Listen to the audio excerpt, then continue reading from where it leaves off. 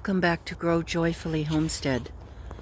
I hope everybody had a really wonderful 4th of July, and off we go back into getting into the growing and the working and everything else. I wanted to show you a quick garden tour of the main garden and a few things that are ready to pick and harvest. We have the black raspberries or black caps that are getting absolutely beautiful and ready to pick. I try to bring out at least 1 or 2 colanders or bowls every day starting around this time in the season to make sure that I have something to pick in, because there's usually something. Here are some sweet peas. I can't wait till they grow and flower. I love sweet peas. They're one of my favorite flowers. Here's some borage. I also have a difficult time growing borage, so this is exciting to see that we made it with this one. I'm not sure why I have some of these difficulties. The grapes are going crazy. Totally thick, beautiful, producing crazy amounts. These won't be ready until in the fall sometime, and they're always sweeter and better if you wait until it gets a little bit cool. I wouldn't say until the first frost, but experiencing a few cold nights. And here's the marshmallow plant, which is, I guess, I'm not really exactly sure what you use, if it's the leaves, the roots, etc. I know marshmallow root for sure is what you use. But that's on my to-do list with a million other things for the winter, to read my herb book and get more conversant with herbs and how to use them and what to do. Here's some more sweet peas and a volunteer tomato, which I just left just to see what we would get, just for fun. The blackberries. This is the first year blackberry. It's a full year old.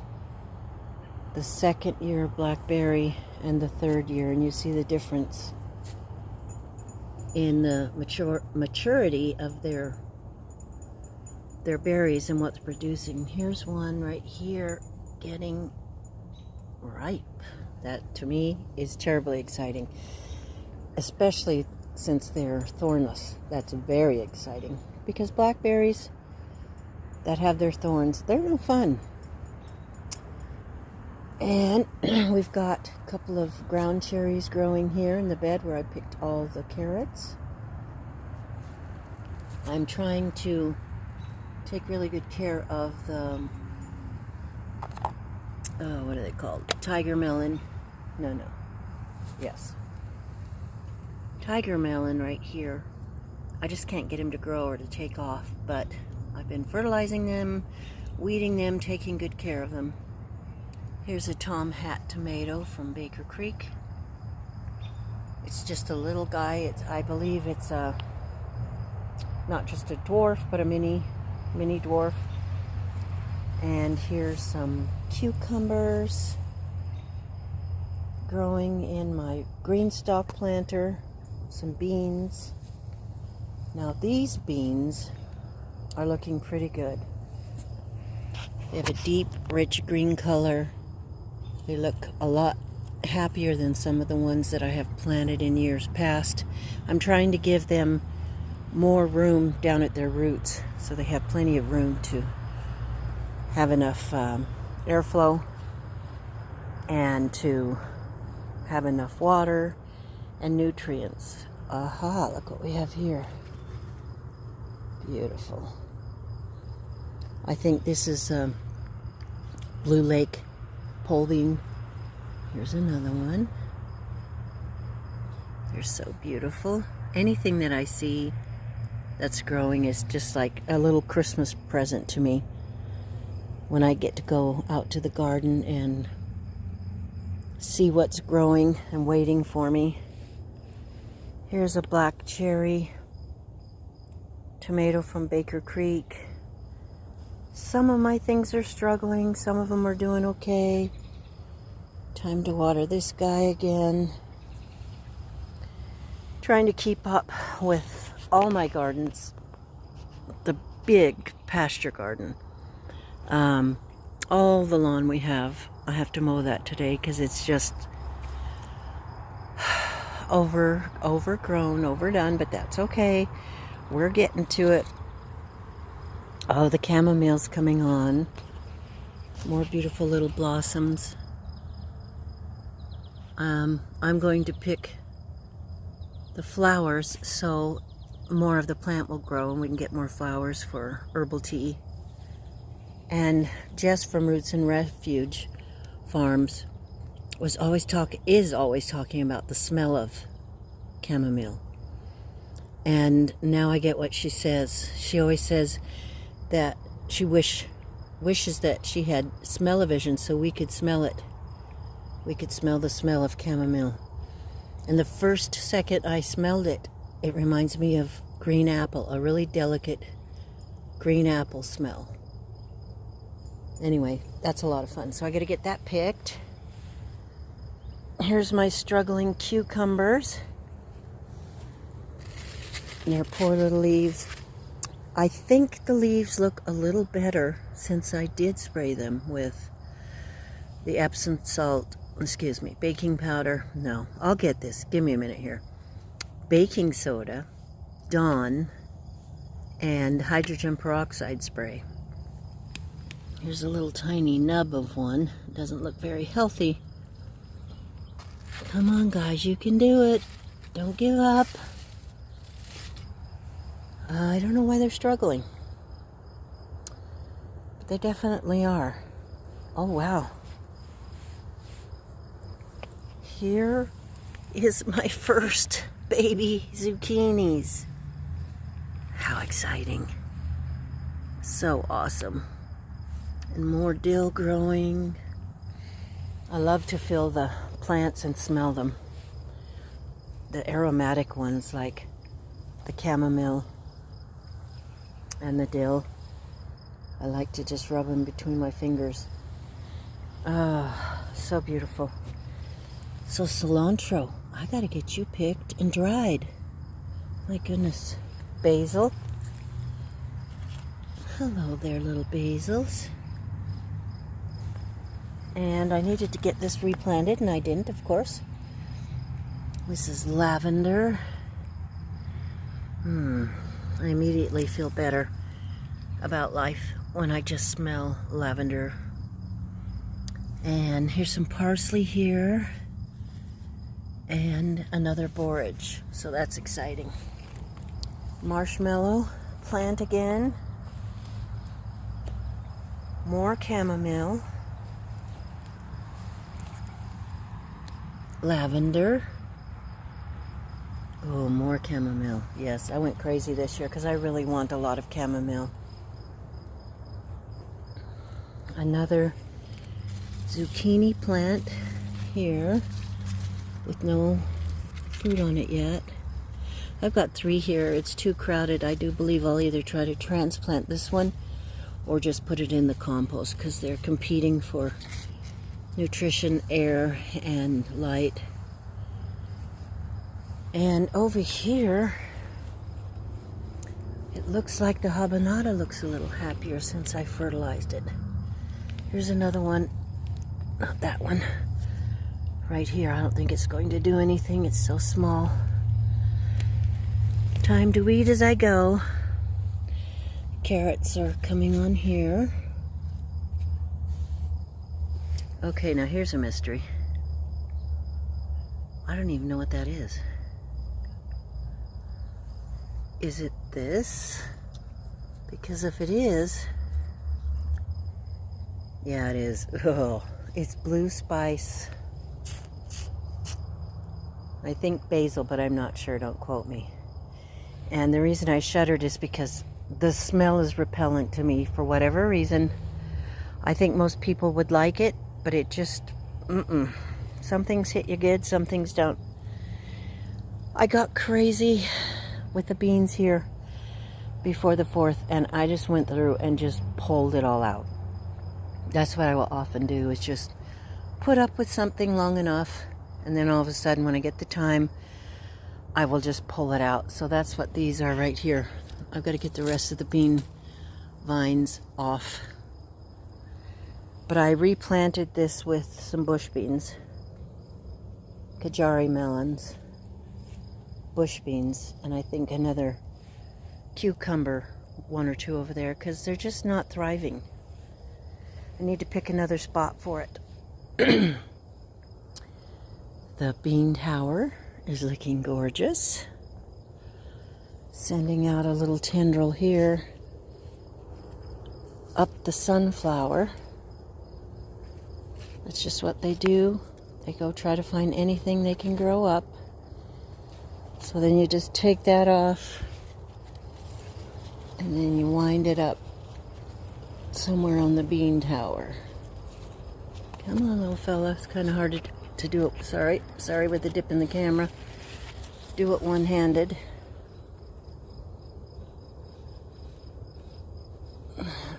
There we go. So that's kind of cool. They're looking pretty good. See some carrots in there. I don't even know if they'll grow because there's such a lack of light. But we'll see. That's my first year with that. Now here's another one. You get off of there. And you come up here. There we go. Sunflowers are looking beautiful. They're going to probably get to a point where they drive me crazy and I might rip them out. But until then, I'm going to let them grow, and I could let this grow up through there for a support, because it will have to have a support. Let's see how... Oh, some of my cosmos are looking like they want to bloom very soon. And I left these broccolis just to see if I could get one more picking off of them. Then I'm going to take them out. So the red cabbage behind them here can have enough space to grow. And here are the tomatoes my daughter planted in here. Any bare space we poke a tomato plant because we've got a lot still, even though they're looking pretty bad. Some bush beans. More tomatoes. And take a look at these grapes from this vantage point. These are purple Concord grapes. They have seeds in them. And to me, they're not great for eating, but they're incredible for juice and jelly. Just incredible. So we're excited about this. We've had this grape arbor here for, I don't know, going on 20 years. So they're looking pretty good. And there's some raspberries that I need to get over here and pick. Not overly huge or plump, but they're raspberries, so we're happy about that. Look at that. Over there you can see a bunch of them. I battle grass and weeds constantly. So I just try to keep going, keep growing. And the blueberries. There's one getting a little ripe. And these are ripe, yay. I'm going to save these for my little grandkids to come out and eat fresh. Right off the bush. They're going to love that. Trying to experiment with growing watermelon in a pot. Probably won't get much, but it's okay to experiment every year, whether you have success or failures.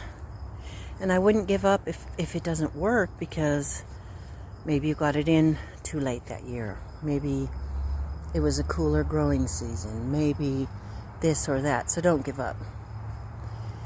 Here are the tomatoes. I like to show this vantage point to show how they are growing taller and taller every time I come out here. This one is actually set fruit. This is a climbing triple crop. That leaf is not happy. And look at the fruit. So many people in so many areas of the country are so much farther ahead with their tomatoes setting fruit, etc. I guess, I don't know. We are in central Idaho, so our season is shorter, and the weather's definitely different here. It's very dry, and it does get really hot, believe me, a lot of times, 95, 100. But we take what we can get, right? The growing season is shorter. These are pink ox heart tomatoes, and they are going to be beautiful. I can't tell you how much I love them, but I think you can figure that out. Here's some more bush beans. More tomatoes. Poor little strawberries struggling. I don't know why I can't grow strawberries. I try. Different places, like raised beds, containers in the ground. I struggle. If you have any good thoughts or suggestions, please put them in the comments below. This is a volunteer tomato, which I'm leaving. And I'm not going to prune it too much. I'm just going to let it grow and experiment and see how it does. I think that's so much fun to do that. How is this one doing this year? How is this one doing this year? Just see what has worked for you and what hasn't. But I'll tell you what works for you this year may not work for you next. That's just how it goes. These bachelor buttons have been incredible. I've just left them so I can just enjoy them. And the bees, it draws the pollinators in, and they love it so much too. Here's my other bed, excuse me, of tomatoes that are, planted at almost the same time and just so far behind. But that's okay, we love them. We love you. We love you, tomatoes. Oh yeah.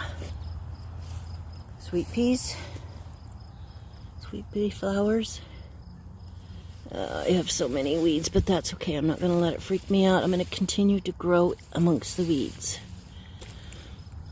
Cilantro. More cilantro. It's doing really well. I need to get out here and pick this. The thing is, when you pick it, you've got to be prepared to take it straight in and process it. I just had a mosquito fly at my face.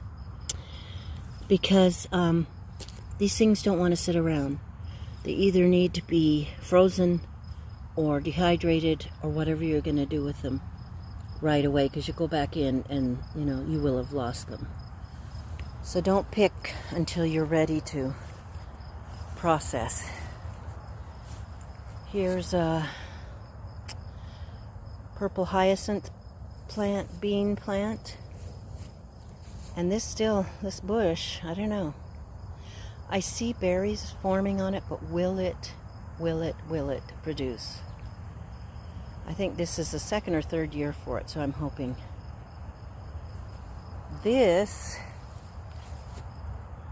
okay, I am now confused.